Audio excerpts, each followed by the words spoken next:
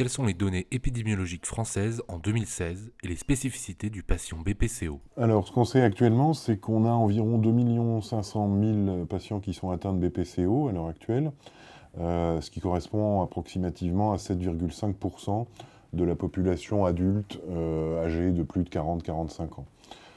Ces patients sont assez souvent hospitalisés pour la fraction la plus sévère d'entre eux. On a actuellement de l'ordre de 120 000 hospitalisations chaque année en France, et la durée de ces hospitalisations est de l'ordre de 8 à 12 jours selon les régions, les hôpitaux, etc. Ce qui correspond donc à un nombre total de journées d'hospitalisation qui est extrêmement important, de l'ordre du million. La partie la plus sévère de ces patients, ce sont ceux qui sont sous oxygénothérapie pour une insuffisance respiratoire chronique sévère. Et là encore, le nombre approximatif est de l'ordre de 100 à 150 000, disons 120 000 patients, donc un nombre quand même très important. Quel est l'impact des services d'accompagnement de patients souffrant de BPCO, en particulier sur le taux de réhospitalisation et de morbidité? Ce qu'on sait tout d'abord vient essentiellement de pays étrangers, puisqu'on n'a quasiment pas de données, en fait pas de données, en France pour étayer ce point. Donc, il est très difficile d'extrapoler des données qui sont obtenues dans des systèmes de santé très différents du nôtre à la France. Ce qu'on sait sur le plan des malades qui sont pris en charge initialement ou vus initialement en ambulatoire, c'est que le taux d'hospitalisation, grâce à des programmes d'accompagnement, peut diminuer de l'ordre de 30%, voire un peu plus. Mais là encore, très dépendant du système de soins et du niveau, de l'intensité de l'accompagnement qui est proposé, qui là aussi est variable selon les expériences. Prado permet-il de fluidifier la communication entre médecins traitants et les autres professionnels de santé dans la prise en charge en ambulatoire? Oui, l'objectif, bien sûr, c'est d'obtenir une telle fluidification, puisque, par définition, le Prado prévoit l'intervention d'infirmières au quotidien lors de la sortie, après la sortie du patient, l'intervention du médecin traitant dans la semaine, l'intervention du pneumologue dans les 2 mois, l'intervention d'un kinésithérapeute. Donc finalement, l'ensemble des professionnels de santé vont être de manière automatique, si on peut dire, impliqués. Et ce qu'on espère, c'est qu'au-delà de la gestion individuelle de chaque patient, finalement, ce Prado va créer du lien entre les différents professionnels, et ce lien sera bénéfique au-delà, finalement, du patient précis auquel le programme s'adresse. Le rôle du conseiller d'assurance maladie va être d'organiser la sortie, de prendre tous les rendez-vous qui doivent l'être, de vérifier que tout ce qui est prévu dans le parcours de soins du patient à la sortie est réellement mis en œuvre.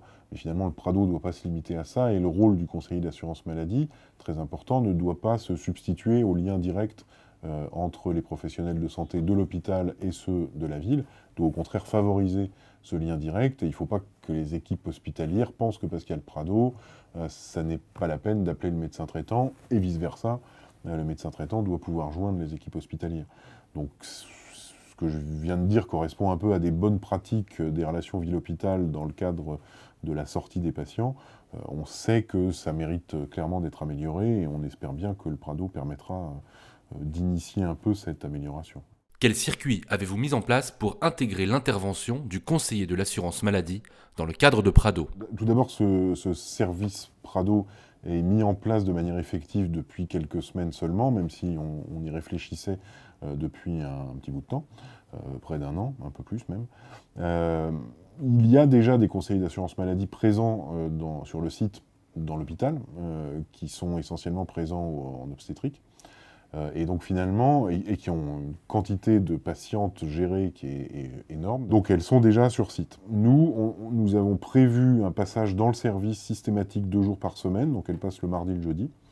Et elles sont joignables, on a leurs coordonnées, elles sont joignables en permanence pendant les heures de leur présence, les heures ouvrables.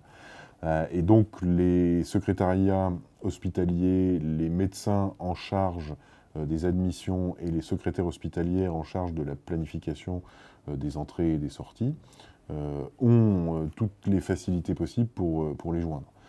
Donc finalement, quand un malade est identifié par ces équipes comme étant sortant dans un délai relativement rapide et susceptible de bénéficier du Prado, elles sont appelées et les relations se font très bien.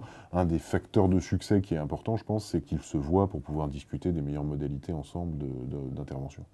Le service d'accompagnement Prado répond-il aux objectifs de bonne pratique? La réponse est très clairement oui, et de façon très simple, puisque finalement l'essentiel de ce qui a été bâti dans le Prado, BPCO, l'a été à partir des documents de la HAS, qui a fait tout d'abord des recommandations ou un guide plus exactement sur le parcours de soins des patients atteints de BPCO, et qui a fait aussi une déclinaison opérationnelle de ce guide sous la forme de ce qu'ils appellent des fiches points clés et solutions.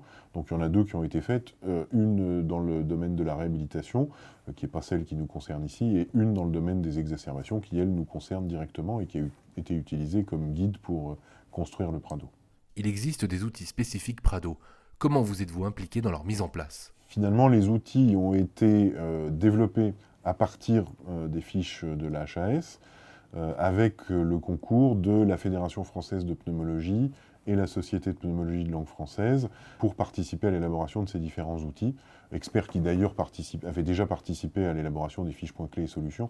Donc finalement, il y a eu une sorte, du côté de la Fédération de pneumologie et de la Société de pneumologie de langue française, une sorte de continuum, si on peut dire, dans l'élaboration des guides et par la suite l'élaboration des outils opérationnels qui permettent de mettre en œuvre ce que préconisent ces guides.